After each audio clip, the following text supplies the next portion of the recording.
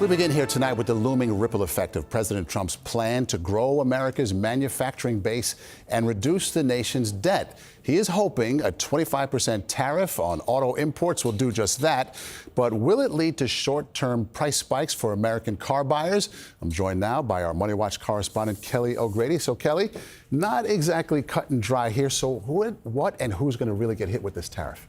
Yeah, so it's pretty significant. So just for some context, last year, we imported 50% of the cars that were sold in the U.S. That's according to the White House. So it's a decent amount. And the top 5 countries we got those cars from: Canada, Mexico, South Korea, Japan, and Germany. So if you're importing from there, you're going to see a 25% import tax, except there is a trade deal. It's called USMCA between Mexico, Canada, and the U.S. The cars that are covered under that trade deal, the White House says they're only going to tariff the portion of the car that is not made in the U.S.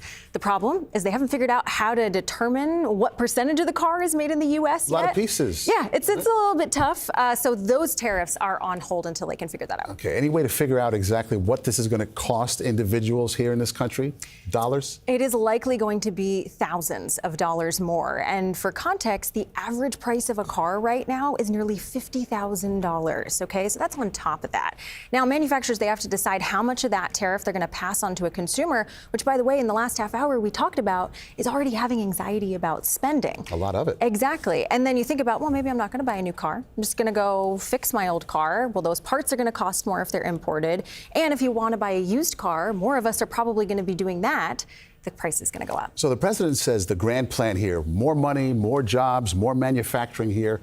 When do we see that actually materialize in this country? That's the question. So they say it's going to be $100 billion of tariff revenue over the next year, which, you know, that would be pretty significant. Also, the manufacturing piece. We have seen indications that automakers do want to move here, but that's going to take time, years, billions of dollars of investment, and people to fill those jobs when the manufacturing industry in the U.S. is already short people, Maurice. People may have a tough time understanding. $100 million come in from tariffs. 100 billion. I'm sorry, billion. Yep. But what about the tariffs, the price we're paying for other people's goods, right? Doesn't that kind of cancel itself out? Well, the $100 billion in revenue would go to the government to impact some of that deficit, Okay. and then what we are paying would go to that. So, yeah, it kind of does cancel it out. We're paying more. Just asking. Yeah. Okay. Kelly O'Grady, thank you so much.